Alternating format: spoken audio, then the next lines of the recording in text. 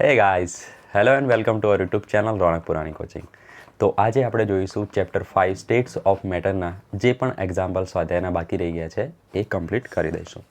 તો એની પહેલાં તમારા કેટલાક ક્વેશ્ચન છે, બરાબર, એનું સોલ્યુશન એટલે કે એનો જવાબ આપણે આપી દઈએ. તો જો આપણે અહીંયાથી કેટલાક ક્વેશ્ચન લખ્યા છે જે અવારનવાર એની કમેન્ટ્સમાં આવતા હોય છે.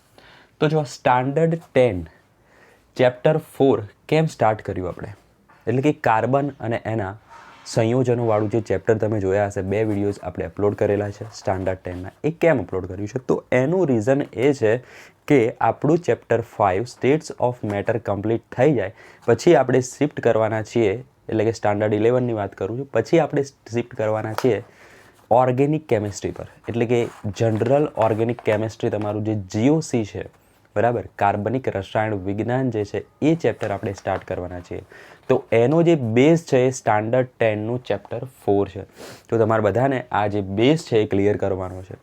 તો જેમ જેમ આપણું chapter 5 states of matter complete થતું જશે એની સાથે સાથે તમારો બેઝ જે રહ્યો સ્ટાન્ડર્ડ 10નો, બરાબર, ચેપ્ટર 4 એ પણ કમ્પ્લીટ થતું જશે.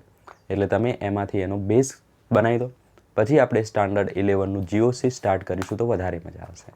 ઓકે, આ લેવાનું રીઝન એ છે કે તમે ધોરણ 10માં ઘણા બધા સ્ટુડન્ટ્સ હશે આ ચેપ્ટર બરાબર રીતે ભણ્યા નહીં હોય, ટફ લાગ્યું હશે, બરાબર, ટીચરને પણ ટફ લાગતું હોય તો પછી ચલો, તો સ્ટાન્ડર્ડ 10નું એ ચેપ્ટર લેવાનું રીઝન એ છે તમારે દરેકને એ ચેપ્ટર વ્યવસ્થિત રીતે સ્ટડી કરવાનું છે. એની લિંક આપણે ચેપ્ટર 5માં મૂકી દઈશું નીચે કમેન્ટમાં. નેક્સ્ટ જુઓ, જેઈ નીટનો સિલેબસ કટ થશે, એટલે કે તમારો બોર્ડનો તો સિલેબસ કટ થયો છે, એટલે કે 11થની એક્ઝામ માટેનો જે સિલેબસ છે એ કટ થયો છે, 12થવાળાનો પણ બોર્ડ માટેનો કટ થયો છે. તો જેઈ નીટનો કટ થશે, તો હજુ સુધી એનો સિલેબસ કટ થયો નથી, એટલે આપણે ફૂલ એનસીઆરટી સિલેબસ પ્રમાણે જ જવાનું છે, જે એનો સિલેબસ અપલોડ થયેલો છે એના પ્રમાણે જ જવાનું છે. ચાન્સીસ છે કે કટ થશે, પણ જ્યારે એનટીએ એને ઓફિશિયલી નોટિફિકેશન આપે ત્યાં સુધી આપણે કંઈ કહી શકીએ નહીં. તો અત્યાર સુધીમાં એવું માનીશું કે ફૂલ સિલેબસ છે જેઈ નીટ માટેનો. નેક્સ્ટ ક્વેશ્ચન જોઈએ, સ્ટાન્ડર્ડ 11નો સિલેબસ કમ્પ્લીટ કરાવીશું કે નહીં? સ્ટાન્ડર્ડ 11 કેમિસ્ટ્રી યુટ્યુબ પર કમ્પ્લીટ કરાવવામાં આવશે. તમારી જે એક્ઝામ છે એની પહેલાં કમ્પ્લીટ સિલેબસ થઈ જશે એનો. નેક્સ્ટ જો, ફિઝિકલ ક્લાસ લો છો સાહેબ તમે? ના, ફિઝિકલ ક્લાસ આપણે લેતા નથી, એટલો ટાઈમ છે નહીં. તો ફક્ત ઓનલાઈન ક્લાસ લઈએ છીએ, પણ સામાં યુટ્યુબમાં. બીજો કોઈ ક્લાસીસ નથી કેમિસ્ટ્રીનો, તો તમે એમાં સ્ટડી કરી શકો છો, જે ફ્રીલી અવેલેબલ છે. નેક્સ્ટ જોઈએ, ટેલિગ્રામ ગ્રુપ છે કોઈ? એટલે કે ટેલિગ્રામ ગ્રુપની જે લિંક છે એનું યુઝ શું છે, વાય? તો આપણે એક ટેલિગ્રામ ચેનલ બનાવી છે, તમારામાંથી ઘણા બધા એમાં જોઈન થયા છે, 50 જેવા સબસ્ક્રાઈબર છે. પરંતુ એમાં પ્રોબ્લેમ શું હતો ટેલિગ્રામ ચેનલમાં? તો એમાં તમારા ક્વેશ્ચન તમે પૂછી નહોતા શકતા, એટલે કે ચેટનો ઓપ્શન નહોતો, બરાબર, ઓપન ગ્રુપ નથી એ, એટલે કે ચેનલમાં થોડીક લિમિટેશન આવી જતી હોય છે. તો આપણે શું કર્યું, સાયમલ્ટેનિયસલી ટેલિગ્રામ ગ્રુપ બનાવ્યું છે, એમાં તમે જોઈન થઈ શકો છો. એની લિંક હું તમને ડિસ્ક્રિપ્શન અથવા તો કમેન્ટમાં આપી દઈશ, જેમાંથી તમે જોઈન થઈ જાઓ. અને એનો યુઝ શું થશે, તો તમે એમાં તમારા ક્વેશ્ચન પૂછી શકો છો. દરેકના ક્વેશ્ચનના આન્સર હું આપી નહીં શકું, તો તમારા ફ્રેન્ડ્સના આન્સર તમારે જ આપવાના રહેશે. અને જો એ રીતે તમે આન્સર આપશો, તમારા ફ્રેન્ડના ક્વેરીના આન્સર તમે જ આપશો, અને જો એ એક્ઝામમાં પૂછાઈ જશે તો એ તમે કદી ભૂલ્યા નહીં હોય, બરાબર, એનાથી તમારે ફાયદો જ થવાનો છે. તો આટલા ક્વેશ્ચન હતા, એનું આપણે તમને આન્સર આપી દીધા છે. હવે આપણે એક્ઝામ્પલ તરફ જઈએ.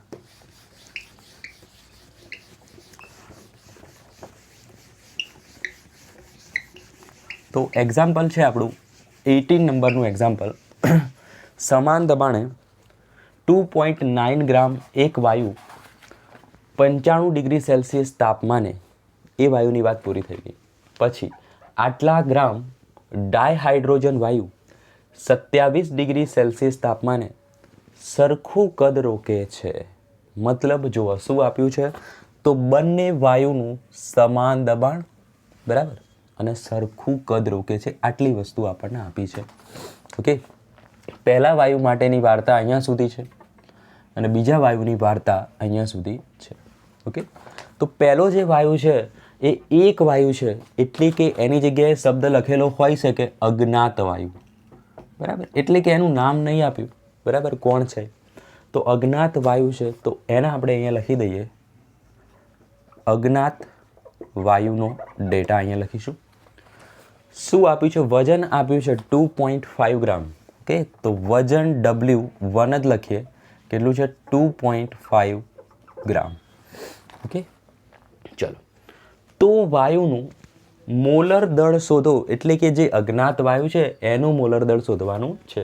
ડાયહાઇડ્રોજનનું તો મોલર દળ શોધવાનું કે નહીં ને, એ તો આપણે ખ્યાલ જ છે. કેટલું આવે? 2. ચલો, તો જેને આપણે ઓળખતા નથી એનું મોલર દળ શોધવાનું છે. તો મોલર દળને આપણે લખીશું capital M1. Very good. Okay, ચલો. તાપમાન કેટલું આપ્યું છે? તો 2.9 ગ્રામ. અજ્ઞાત વાયુ 95 ડિગ્રી સેલ્સિયસ તાપમાન છે, તો T1 બરાબર કેટલા આવશે? 95 ડિગ્રી સેલ્સિયસ. એટલે કેટલા થાય? તો 273 એડ કરી દો તો 5 3 8 9 7 16 1 368 કેલ્વિન થશે. Very good. નેક્સ્ટ છે વાયુ, જેની વાત કયો વાયુ છે? તો એ છે હાઇડ્રોજન વાયુ, ડાયહાઇડ્રોજન વાયુ. તો ડાયહાઇડ્રોજન વાયુનું જે વજન છે એ કેટલું છે? જુઓ, 0.184 ગ્રામ છે વજન. ઓકે, નેક્સ્ટ શું છે? એનું M1 એટલે કે M2 લખી દઈએ. ચલો, આનો આણ્વીય દળ શોધવાનો છે, તો આનો આણ્વીય દળ લખી શકાય. H2નો કેટલો હશે? 2 ગ્રામ પ્રતિ મોલ. ઓકે, તાપમાન કેટલું છે? તો 17 ડિગ્રી સેલ્સિયસ તાપમાન છે, તો T2 બરાબર આવશે 17 ડિગ્રી સેલ્સિયસ. 273 માં 17 એડ કરો તો આન્સર આવશે 290 કેલ્વિન. ઓકે, આવી જશે. ઓકે, તો હવે બીજું શું આપ્યું છે? સમાન દબાણ અને સરખું કદ આપ્યું છે. સમાન દબાણ અને સરખું કદ આપ્યું છે, તો બંને માટે દબાણ અને કદ કેવું થાય? સરખું થાય. તો આ રીતે આપણે લખી શકીએ કે આનું જે P1 છે એના બરાબર શું છે? P2 છે. બરાબર, દબાણ સરખું છે. અને જે કદ છે V1 બરાબર શું છે? V2 છે. Very good. ચલો, આટલી વસ્તુ આપણને આપી છે. તો હવે આના માટે આપણે આદર્શ વાયુ સમીકરણ લખી દઈએ અને H2 માટે આદર્શ વાયુ સમીકરણ લખી દઈએ. તો શું આવશે? P1, okay, V1 is equal two N1R_T1. Okay, very good. ચલો, N1 નો મતલબ શું થાય? વજન ભાગ્યા આણ્વીય દળ. ઓકે, R એમના એમ આવશે અને અહીંયા આવશે T1. Okay, P1 V1. ચલો, P1 V1 લખી દઈએ. તો આ થઈ ગયું ઇક્વેશન 1. ઓકે, નેક્સ્ટ માટે બનાવો તો P2 V2 is equal to N2R_T2. Okay, N2ની જગ્યાએ મોલ બરાબર દળ બાય આણ્વીય દળ થાય, M2R_T2. અહીંયા આવશે P2 V2. Very good. પરંતુ આપણે શું સાબિત કર્યું છે? આપણે સાબિત કર્યું છે કે દબાણ અને કદ કેવા છે? સમાન છે. તો P1 V1 બરાબર P2 V2 છે. ઓકે, તો આ બરાબર આ છે, તો એનો મતલબ શું થયો? જે જમણી બાજુ છે એ બરાબર આ થાય. ઓકે, તો એ વસ્તુ આપણે લખી દઈએ. તો આટલું નોટ ડાઉન કરો, પછી આપણે નેક્સ્ટ સ્ટેપ જોઈએ. ચલો, થઈ ગયું. Very good.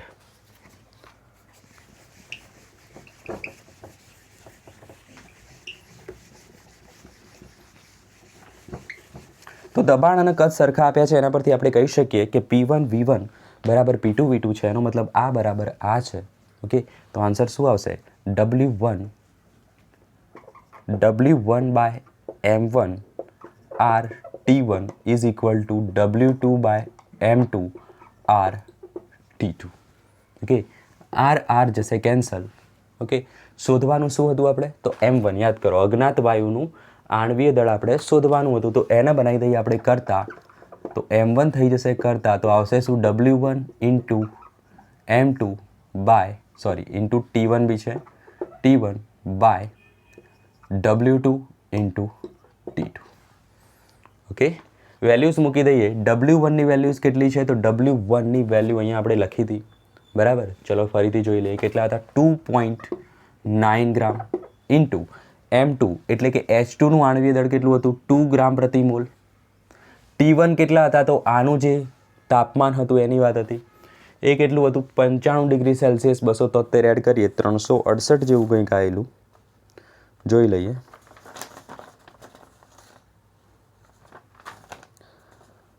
ઓકે 368 બરાબર. નીચે W2 એટલે કે H2નું વજન તો એ કેટલું છે 0.184. ઓકે T2 તો એ કેટલા હતા 290 કેલ્વિન. તો આન્સર આવશે આનું તમારો 40 ગ્રામ પ્રતિ મોલ, 40 ગ્રામ પ્રતિ મોલ. ઓકે તો ઇમ્પોર્ટન્ટ શું હતું એક્ઝામ્પલમાં આ બંને વસ્તુઓ સમજવી. ઓકે તો સરખું દબાણ અને સરખું કદ આપ્યું છે એટલે કે P1 V1 બરાબર P2 V2 છે, બંનેને સરખાઈ દો તો આન્સર આવી જાય. અથવા તો આનું સોલ્યુશન અહીંથી તો શું છે મેથેમેટિક્સ જ લગાવવાનું છે. ઓકે આનું સોલ્યુશન એ રીતે પણ લાવી શકો, સમીકરણ 1 ભાગ્યા સમીકરણ 2 કરશો તો શું થાય P1 V1 ને P2 V2 ઉડી જાય બરાબર. આ ભાગ્યા આ બરાબર 1 થઈ જાય તો પેલો ઉપર લઈ જઈએ તો આ બરાબર આ થઈ જાય. ઓકે એ રીતે પણ લાવી શકો. મેથ્સ યુઝ કરવાનું છે, ગોખવાનું નહીં કે આ બરાબર આ તો જ જવાબ આવે એવું જરૂરી નથી. ઓકે સમીકરણ 1 ભાગ્યા સમીકરણ 2 કરો તો પણ આન્સર આવી જશે. તો નોટ ડાઉન કરો. નેક્સ્ટ એક્ઝામ્પલ આપણે જોઈશું જે છે 17 નંબરનું એક્ઝામ્પલ.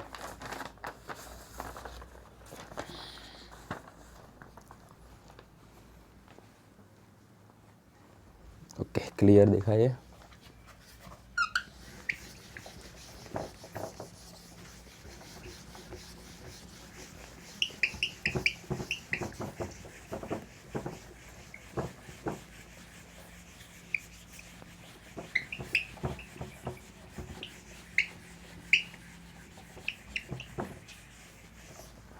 ચલો 17મા નંબરનું જે એક્ઝામ્પલ છે તો એકદમ ઇઝી છે. તો જુઓ 31 ડિગ્રી સેલ્સિયસ તાપમાને 31.1 ડિગ્રી સેલ્સિયસ તાપમાને અને 17મા નંબરનું છે અને 1 બાર દબાણે 8.8 ગ્રામ CO2 વાયુ વડે 8.8 ગ્રામ CO2 વાયુ વડે રોકાયેલું કદ શોધો. રોકાયેલું કદ શોધો. ઓકે કદ શોધવાનું છે, V શોધવાનું છે, P આપી દીધો છે દબાણ. ઓકે ચલો P આપી દીધો છે, કદ શોધવાનું છે. ઓકે બીજું શું આપ્યું છે CO2નું વજન આપ્યું છે એટલે કે મોલ આપી દીધા છે. મોલ બરાબર શું થાય W/m. ઓકે થાય તો અહીંયા શું આવશે nRT. તો PV છે, W/mRT છે. W આપી દીધા છે, હા આપી દીધા છે, આ શોધવાના છે. દબાણ આપી દીધું છે. ઓકે CO2નું વજન 8.8 ગ્રામ આપ્યું છે. CO2નું આણ્વિક દળ 44 ગ્રામ પ્રતિ મોલ હોય એ પણ આપી દીધું છે એટલે આપણે શોધી શકીએ.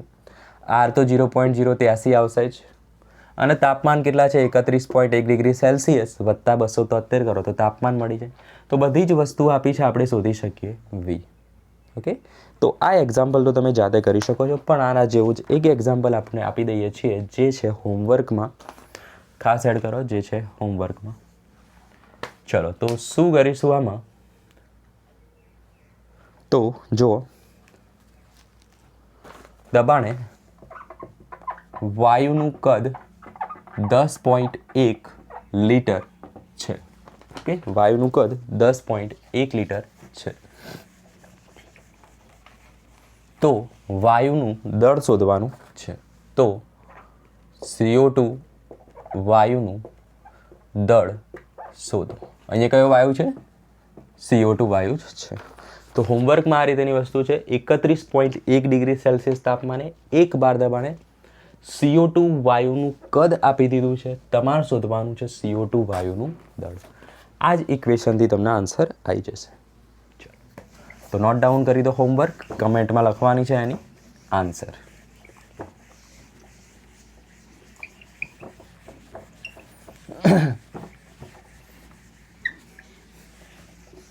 ચલો નેક્સ્ટ જોઈએ આપણે ઇમ્પોર્ટન્ટ એક્ઝામ્પલ. નેક્સ્ટ છે બરાબર ડાયહાઇડ્રોજન અને ડાયઓક્સિજનનું. તો ડાયરેક્ટ લખી દઈશું ડાયહાઇડ્રોજન અને ડાયઓક્સિજનનું એક 19 નંબરનું એક્ઝામ્પલ છે. મિશ્રણ 1 બાર દબાણે એક બાર દબાણે ડાયહાઇડ્રોજન 20% વજન ધરાવે છે, એટલે કે H2 20% વજન ધરાવે છે. તો ડાયહાઇડ્રોજન વાયુનું વિભાગીય દબાણ શોધો. તો H2 નું વિભાગીય દબાણ શોધો. ઇમ્પોર્ટન્ટ વસ્તુ છે. વિભાગીય દબાણ એટલે શું થાય? તો વિભાગીય દબાણનો મતલબ થશે આંશિક દબાણ. યાદ રાખવાની આ વસ્તુ. શું થશે? આંશિક દબાણ જ થાય. ચલો, શું થશે? આંશિક દબાણ થશે. વિભાગીય દબાણનો મતલબ. ચલો, તો બે વાયુઓ છે, મિશ્રણ છે, એક બાર દબાણની વાત છે, બરાબર. H2 કેટલા ટકા છે? તો H2 20% વજન ધરાવે છે. ઓકે, તો આ રીતેનું એક ફ્લાસ્ક છે ભાઈ. એની અંદર H2 છે, O2 છે. ઓકે, શું કીધું? H2 20% વજન ધરાવે છે, બરાબર. તો એનો મતલબ શું થાય? બીજો વાયુ કયો છે? ઓક્સિજન. તો ઓક્સિજનનું વજન કેટલું થાય? પેલો 20% તો આ કેટલો થાય? 80% થાય, બરાબર. આ 40% હોય તો આ કેટલો થાય? 60% થાય. સિમ્પલ વસ્તુ છે. તો ટોટલ કેટલું થઈ ગયું? ટોટલ થઈ ગયું 100%, બરાબર. તો આપણે ધારી શકીએ કે ટોટલ 100 ગ્રામ છે, એમાંથી H2 20 ગ્રામ છે અને O2 80 ગ્રામ છે. તો લખી દઈએ. ચલો, શું છે? H2 20% વજન ધરાવે છે, એટલે H2 નું વજન કેટલું થઈ જશે? WH2 20 ગ્રામ થઈ જાય. તો એના પરથી WO2 કેટલા થઈ જાય? 80 ગ્રામ થઈ જાય, બરાબર. કુલ વજન ધારી દઈએ. ધારો કે કુલ વજન કેટલું છે? 100 ગ્રામ છે. તો આપણે આ ડેટા લખી શકીએ. ચલો, સિમ્પલ વસ્તુ છે, બાળકો માટેની વસ્તુ છે. નેક્સ્ટ જુઓ. તો H2 નું વિભાગીય દબાણ શોધવાનું છે. ઇમ્પોર્ટન્ટ વસ્તુ એ છે. ડ્રો કરી દેજો આ વસ્તુ. ચલો, તો જોઈએ ઇમ્પોર્ટન્ટ વસ્તુ શું છે. વિભાગીય દબાણ, જે આપણે ડાલ્ટનનો આંશિક દબાણનો નિયમ જોયો, એમાં છેલ્લે ઇક્વેશન આપણે બનાવ્યું હતું, બરાબર. જે આવું હતું કંઈક. વિભાગીય દબાણ, આંશિક દબાણ બરાબર મોલ અંશ ગુણ્યા કુલ દબાણ. ઓકે, એટલે કે કોઈ પણ વાયુ માટે લેવું હોય તો આંશિક દબાણ PI બરાબર XI ઇન્ટુ P ટોટલ, એટલે કે P કુલ લખી દઈએ. ચલો, તો આવું આપણે બનાવ્યું હતું, બરાબર. તો આ શું છે? આંશિક દબાણ અથવા વિભાગીય દબાણ. અને આ શું છે? મોલ અંશ. અને આ શું છે? P total. તો P ટોટલ તો આપણને આપ્યું છે. જુઓ, મિશ્રણનું કુલ દબાણ કેટલું છે? 1 બાર દબાણ છે. તો મિશ્રણનું જે દબાણ છે એ કેટલું છે? 1 બાર છે. એટલે કે P ટોટલ આપણને આપી દીધું છે અને કીધું છે P1 એટલે કે વિભાગીય દબાણ શોધો. તો આપણે શાનામાં રસ છે? આપણે શું શોધીશું? આ વસ્તુ તો છે જ આપણી જોડે એક. તો આપણે શોધીશું શું? મોલ અંશ. કોના મોલ અંશ શોધીશું? તો જેનું વિભાગીય દબાણ શોધવાનું છે એના. કોના?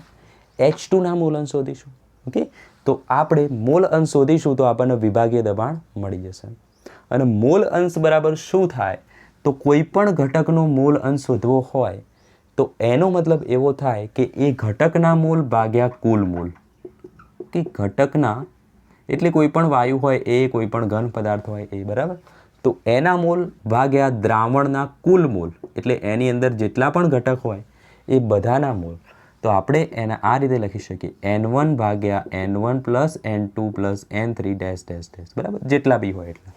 તો આ એનું સામાન્ય સૂત્ર છે મોલ અંશ શોધવાનું.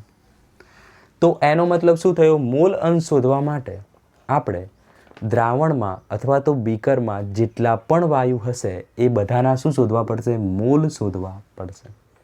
તો આપણી જોડે અહીંયા કયા કયા છે? H2 અને O2 છે. તો બંનેના મોલ શોધી નાખીએ સૌથી પહેલાં. તો મોલ H2 કેટલા આવશે? મોલ H2 ના મોલ બરાબર WH2 ભાગ્યા આણ્વીય દળ H2.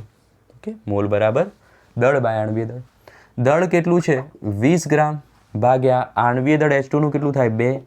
તો H2 ના મોલ કેટલા આવી ગયા? 20 મોલ. Very good. NO2 કેટલા આવશે? WO2 ભાગ્યા MO2 થાય. બિલકુલ થાય.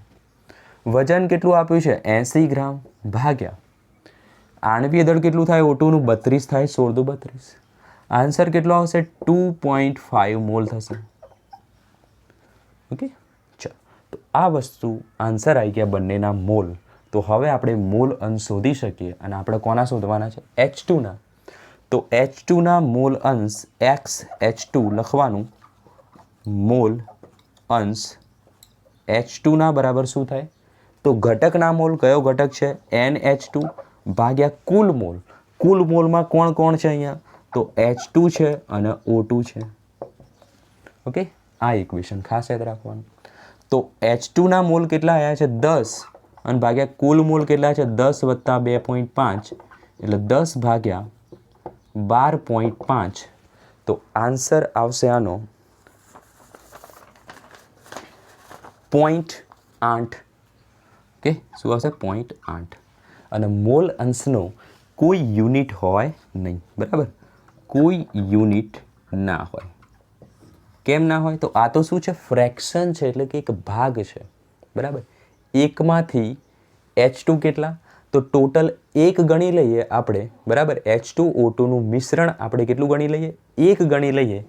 એમાંથી H2 નો ભાગ કેટલો છે 0.8 છે અને એકમાંથી બાદ કરીએ તો O2 નો ભાગ કેટલો આવી જાય 0.2 આવી જાય. એટલે કે કુલ મોલ અંશ હંમેશા કેટલા હોય તો મોલ અંશ હંમેશા એક જ હોય અને એમાંથી મોલ અંશ શું બતાવે છે એક ભાગ બતાવે છે. તો ભાગની કોઈ યુનિટ હોય નહીં. Very good. ચલો બીજી રીતે જોઈએ તો મોલ આના પણ છે અહીંયા પણ મોલ મોલ ઉડી જાય તો કોઈ યુનિટ આવે નહીં. ઓકે ચલો તો 0.8 આવી ગયું એના મોલ અંશ કોના H2 ના. તો હવે આપણે એનું વિભાગીય દબાણ શોધી શકીએ કે ના શોધી શકીએ બિલકુલ શોધી શકીએ. તો અહીંયાથી આપણે સૂત્ર બનાવી દઈશું PH2. ઓકે PH2 એટલે એનું વિભાગીય દબાણ બરાબર XH2 એનું મોલ અંશ ગુણ્યા ટોટલ દબાણ. તો XH2 કેટલા છે આપણે શોધી દીધા 0.8. કુલ દબાણ તો એક આપેલું છે તો આન્સર આવશે 0.8. ચલો વેરી ગુડ. તો આ આવી ગયું વિભાગીય દબાણ H2 નું. ઓકે શું કર્યું છે આપણે ઇમ્પોર્ટન્ટ વસ્તુ શું હતી જોવા બે વાયુ આપેલા હતા એમાંથી એક H2 20% હતો. એનો મતલબ થાય કે H2 20% છે એટલે કે 20 ગ્રામ છે. ટોટલ માની લઈએ આપણે 100 ગ્રામ તો O2 થશે 80 ગ્રામ. ઓકે પછી આપણને ખબર પડી વિભાગીય દબાણ શોધવું હોય અને કુલ દબાણ આપ્યું હોય એક બાર તો આપણી જોડે સૂત્ર છે વિભાગીય દબાણ બરાબર મોલ અંશ ઇન્ટુ કુલ દબાણ.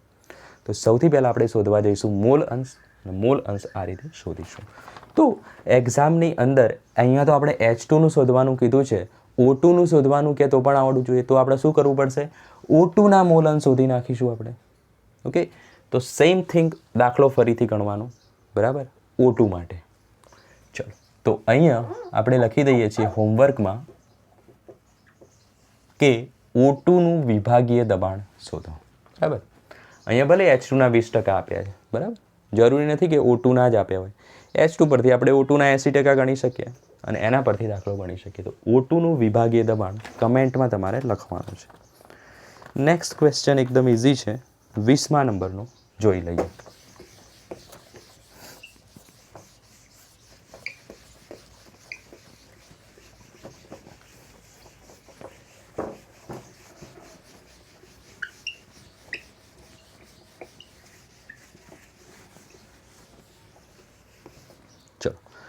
PV square T square PV square T square by N રાશિનો SI એકમ શું થશે?